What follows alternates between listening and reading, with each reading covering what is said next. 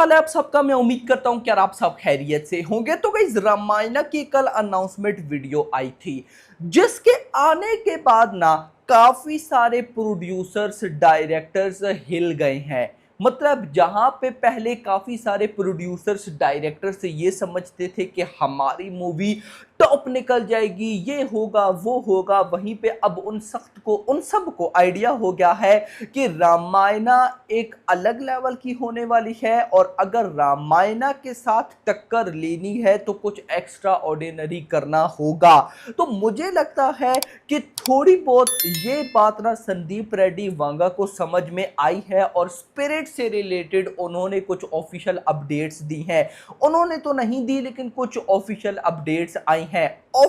दो official updates हैं और इंटरेस्टिंग चीज दोनों ही गाइस बहुत अच्छी है मेरा भाई। यहां पर बड़े दिनों के बाद स्पिरिट की कोई अच्छी और बड़ी अपडेट्स आई हैं तो वीडियो को तो लाइक बनता है। 1000 लाइक टारगेट है। चैनल को भी सब्सक्राइब ताकि ऐसी अपडेटेड वीडियोस आपको जल्दी से जल्दी देखने को मिले। सबसे पहले अपडेट नंबर 1 है भाई बुक माई शो के ऊपर। फाइनली स्पिरिट बुक माई शो के ऊपर भाई आ चुकी है, मतलब उसका पेज आ चुका है। और मजे की बात क्या है कि अभी 24 आवर्स भी कंप्लीट नहीं हुए, मतलब बुक माई शो के ऊपर लिस्ट हुए हुए स्पिरिट को 24 आवर्स कंप्लीट नहीं हुए और अभी तक 11,000 प्लस बुक माई शो इंटरेस्ट हो चुकी हैं, जो कि बहुत बड़ी बात है मेरा भाई। कई मूवीज अपनी रिलीज तक भी इतने इंटरेस्ट नहीं ले पाती, वहीं पे अभी 24 आवर्स भी नहीं हुए और ये मूवी भाई देखो ना, ऐसा तो नहीं है कि कोई कंटेंट आया हो, कोई टीजर आया हो, कोई ट्रेलर आया हो, मतलब बात है ना, या कोई अनाउंसमेंट हुई या कोई कास्ट अनाउंस हुई, कुछ भी नहीं।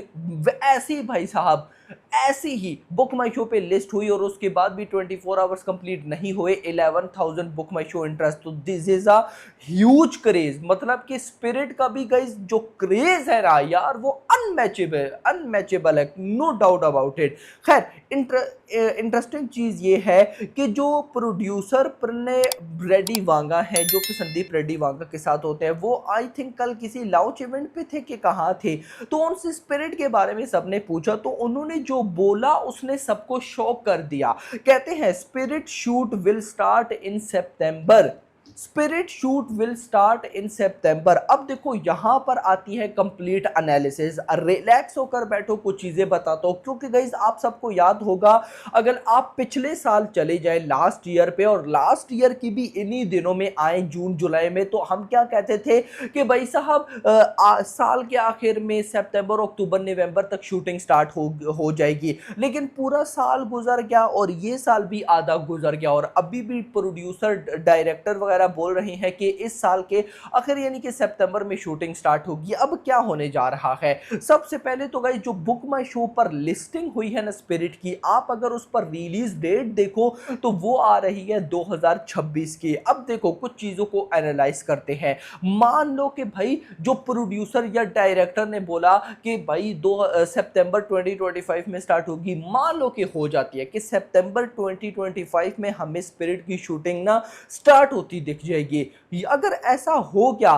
तो मैं कहता हूं कमाल हो जाएगा, लिटरली गाइस मैडनेस हो जाएगी। उसकी रीजन हमने स्पिरिट की क्या रिलीज डेट सोच कर रखी हुई है, 2027, 2026 नहीं। यस मेरा भाई, अगर स्पिरिट सितंबर में स्टार्ट हो जाती है तो आप मान के चलना independence day of 2027, independence day of 2027 पर हमें भाई साहब स्पिरिट देखने को मिलेगी। मेरा ऐसा मानना है, मेरा बिल्कुल ऐसा मानना है। वो अलग बात है कि संदीप रेड्डी वांगा जब आते हैं तो वो कोई ऐसे इवेंट पर नहीं आते, वो ऐसी ही भाई साहब एक नॉर्मल डेट पर आते हैं और तबाही मचा के चले जाते हैं। लेकिन अगर मान लो कि अभी सितंबर में स्टार्ट होती है इस मूवी की शूटिंग, तो फिर आपको ये मिड ऑफ 2027 में 100% देखने को मिल जाएगी, ये गारंटेड है। क्योंकि संदीप रेड्डी वांगा 2 साल में मूवी को कवर कर लेते हैं और अच्छी बात यह है कि अगर आप 2027 में चले जाओ तो 2027 के फर्स्ट क्वार्टर में आपको, मतलब कि जैसी स्टार्ट होगा तो एटलीस्ट 6 देखने को मिल सकती है। उसके बाद 25 मार्च के आसपास आपको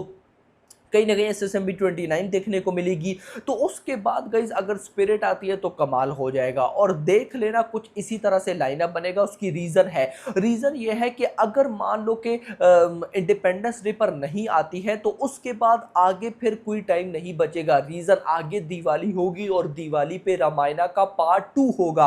मतलब कि रामायणा के मेकर्स ने तो जो गेम खेली है, मैं कहता हूं कि उसको टक्कर देने के लिए बहुत कुछ स्पिरिट के मेकर्स को करना पड़ेगा। रामायणा पार्ट 1 2026 में भी है और रामायणा पार्ट 2 2027, यानी कि रामायणा 2026 2027 दोनों में है। और इंटरेस्टिंग चीज, इन दोनों सालों में ही मेजर इंडियन बड़ी मूवीज आ रही है। अगर 2026 की बात करो तो अगले साल में भाई साहब शाहरुख खान की किंग आ रही है। इंटरेस्टिंग चीज ये है कि टॉक्सिक आ रही है, लव एंड वॉर आ रही है, प्रभास की फौजी मूवी आ रही है। मतलब कि अगले साल भी नॉर्मल मूवीज नहीं है, बड़ी मूवीज है। बड़ी मूवीज के बाद रामायणा मैं कहता हूं कि सारों को उड़ा देगी।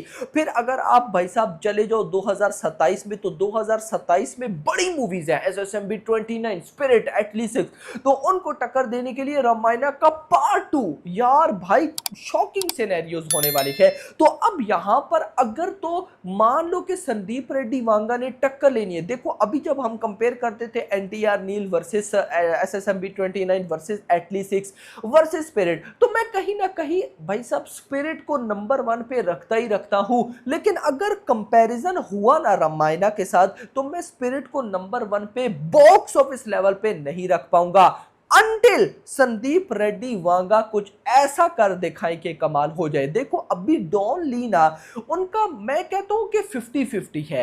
एक बार उनका कंफर्म हो जाने दो, क्या पता अगली कास्टिंग विलन की अनाउंस की जाए और उस विलन की कास्टिंग में डॉन ली हो। अगर सिर्फ गाइस ये जिस दिन अनाउंसमेंट भी हुई ना संदीप रेड्डी वांगा की तरफ से कि मेरी मूवी का विलन डॉन ली है, मतलब बस ये वर्ड भी वो बोल दिए ना, मैं कहता हूं कि उस दिन एक्चुअली में भाई साहब जो होगी ना वो मैडनेस होगी। उस दिन मैं ये तो पहले भी मान के चल रहा हूं कि SSMB 29 या स्पिरिट या फिर NTR नील या फिर एटलीस्ट ये टक्कर नहीं ले सकती स्पिरिट के साथ। अभी इस सिचुएशन में भी मान लो कि स्पिरिट का अगर कोई और विलन हो तो मुकाबला नहीं है, स्पिरिट एक नेक्स्ट लेवल होगी।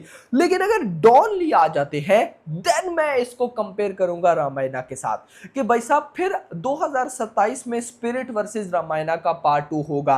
ऑफ कोर्स मैं इतना जरूर बोलूंगा कि रामायणा का पार्ट 2 एक बहुत अलग लीग पर निकल जाएगा, लेकिन फिर स्पिरिट भी छोटी मोटी लीग पे नहीं रहेगी, तो एक बहुत ही क्रेजी लेवल की टक्कर होगी।